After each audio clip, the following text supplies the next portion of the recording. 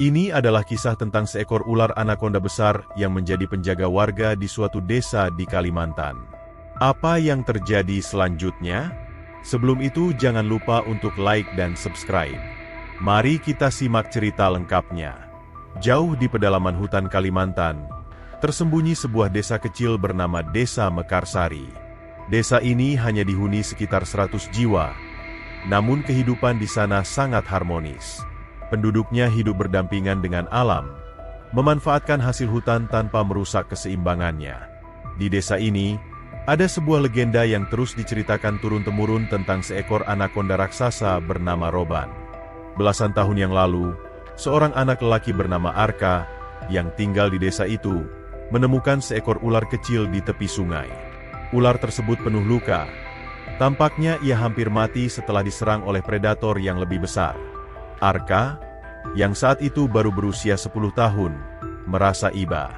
Ia segera memanggil ayahnya, dan bersama-sama mereka membawa ular itu ke desa. Awalnya, penduduk desa ketakutan melihat ular itu. Namun, melihat kondisinya yang sekarat, mereka tidak tega membiarkannya mati. Dengan pengetahuan tradisional mereka, penduduk desa merawat luka-luka ular tersebut dan memberinya makan.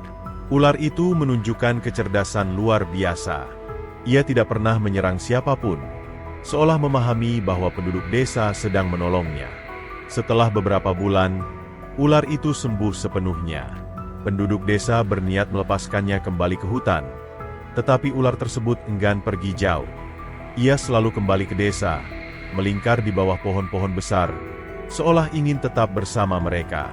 Seiring waktu, ular itu tumbuh menjadi makhluk raksasa yang mengagumkan.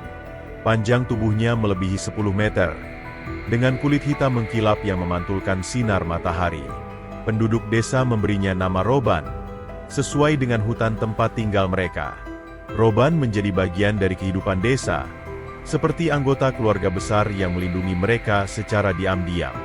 Kehadiran Roban memberi rasa aman bagi penduduk desa.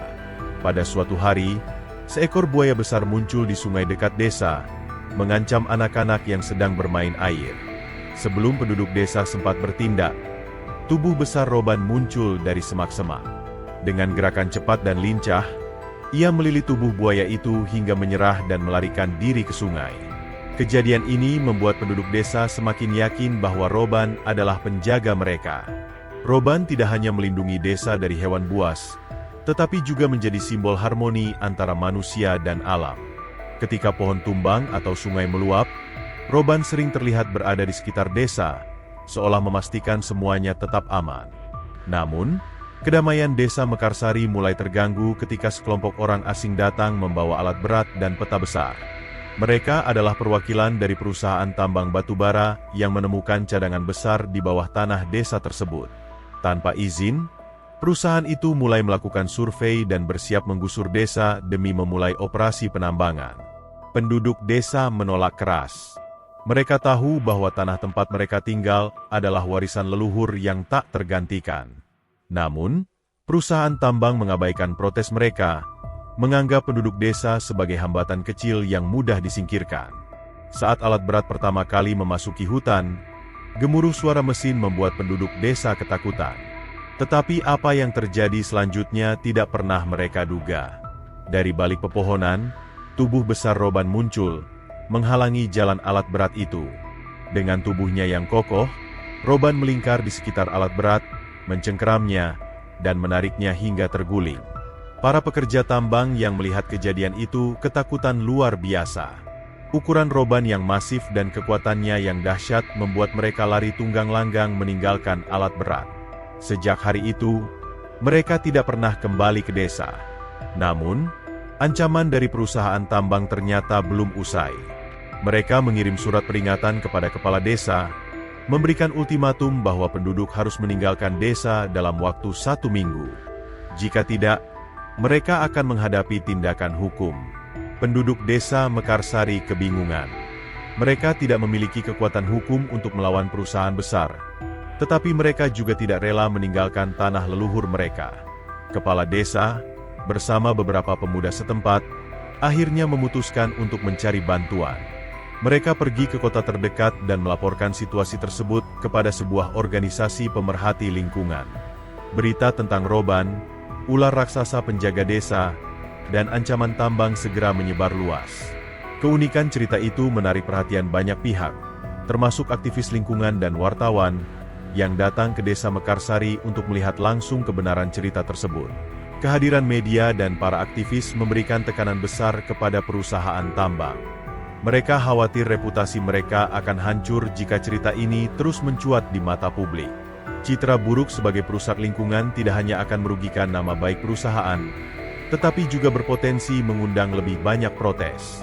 Akhirnya, tekanan dari berbagai pihak memaksa perusahaan tambang untuk mundur dan menghentikan rencana mereka di desa Mekarsari. Dengan mundurnya perusahaan tambang, desa Mekarsari kembali tenang. Penduduk desa merasa bersyukur memiliki Roban sebagai penjaga mereka. Namun, mereka juga sadar bahwa perjuangan untuk menjaga desa dan hutan mereka tidak akan pernah berakhir.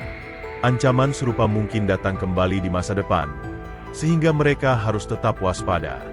Roban tetap menjadi simbol kekuatan, kesetiaan, dan harmoni antara manusia dan alam. Ia sering terlihat berjemur di tepi sungai. Tubuh besarnya melingkar dengan tenang seolah-olah mengawasi desa. Penduduk desa merawat Roban dengan penuh kasih sayang, seperti anggota keluarga mereka sendiri. Kisah desa Mekarsari dan Roban adalah pengingat bahwa harmoni antara manusia dan alam adalah kunci kehidupan yang berkelanjutan. Ketika manusia menjaga alam, alam pun akan melindungi dan memberikan kesejahteraan. Kekayaan sejati bukanlah tambang batu bara yang terkubur di dalam tanah, tetapi hubungan erat yang terjalin antara manusia, lingkungan, dan semua makhluk hidup di dalamnya. Semoga cerita ini menginspirasi dan memberi pelajaran berharga bagi kita semua. Jangan lupa untuk mendukung saluran ini dengan menekan tombol subscribe, like, dan share video ini, agar semakin banyak orang yang bisa menikmati cerita-cerita menarik lainnya. Terima kasih telah menonton, dan sampai jumpa di cerita berikutnya.